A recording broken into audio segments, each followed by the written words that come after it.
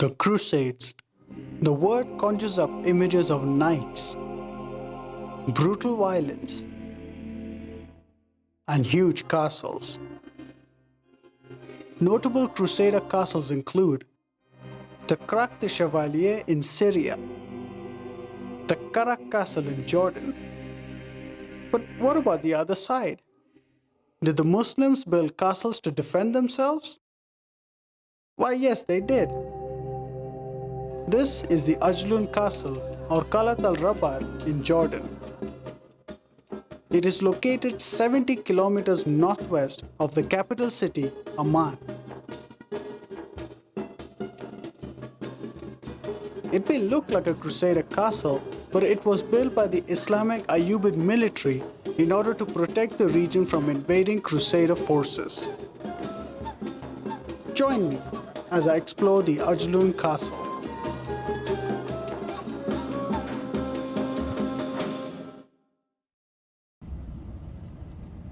The drive to Ajloun takes you through olive groves and a beautiful pine forest. Izz al-Din Usama, who was Salah ad-Din's nephew and a general in his army, built a castle in 1184 to protect the iron mines from the Crusaders.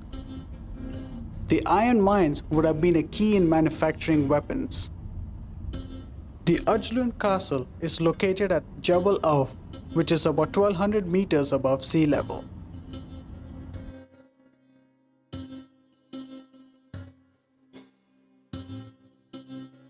The word castle is derived from the Latin word castellum, meaning fortified place.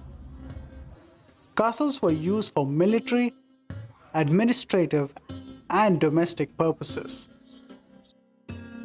In addition to being equipped with tools for offense, castles were built with defense mechanisms that would hinder invading enemies. The first line of defense is the dry moat, which makes it difficult to access the castle. The only way to access the castle would be via a drawbridge. The next line of defense are the arrow slits, which can be seen at various levels of the castle.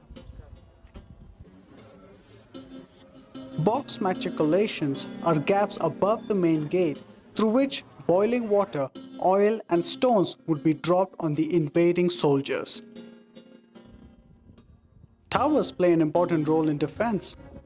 Soldiers posted in the towers could observe all the roads leading to the castle, and if needed, were able to throw fireballs on the attackers. The castle had a defensive advantage as soldiers would have views over Wadi Kufranja, Wadi Rajib, Wadi al-Yabis, as well as views of the Jordan Valley and Lake Tiberias.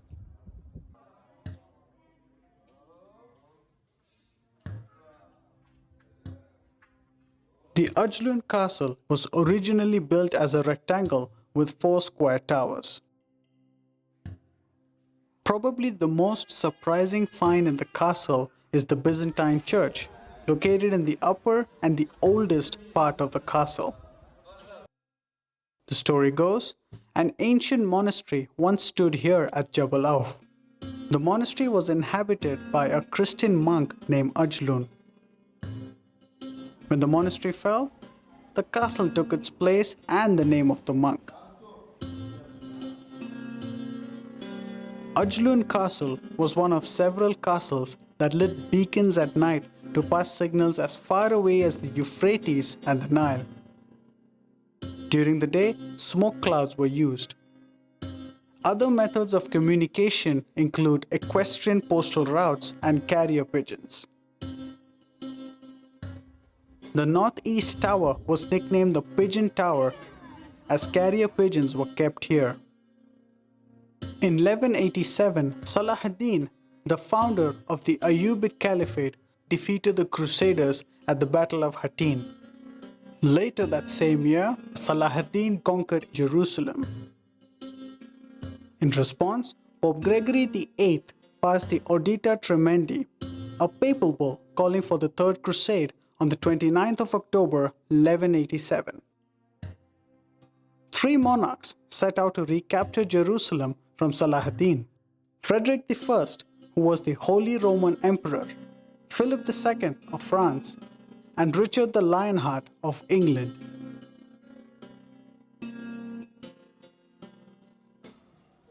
In 1215 AD, the castle was enlarged by the Mamluk governor Aybak bin Abdullah.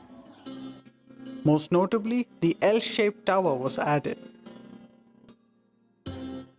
In 1260, the castle was destroyed by Mongol invaders, but was almost immediately rebuilt by Izz-ad-Din Aybak. During the Ottoman period, Prince Fakhruddin II of the Ma'an dynasty used the castle. In 1812, Swiss traveler Johann Ludwig Burckhardt reported in his book that the castle was inhabited by 40 people. Later, in 1837 and 1927, the castle was damaged by earthquakes.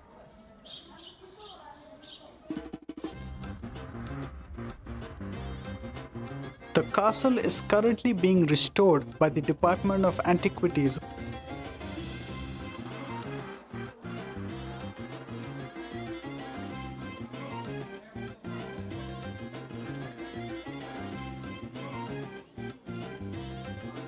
There is a small museum in the castle that display historical artifacts from the area.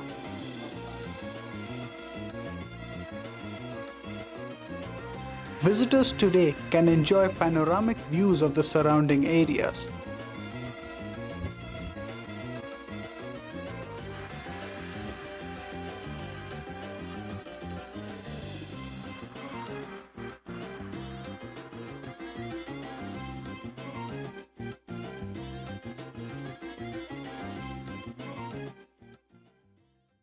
Well, I hope you enjoyed that video. Please let me know by hitting the like button and by dropping a line in the comments section. If you enjoy documentaries in general, do consider subscribing.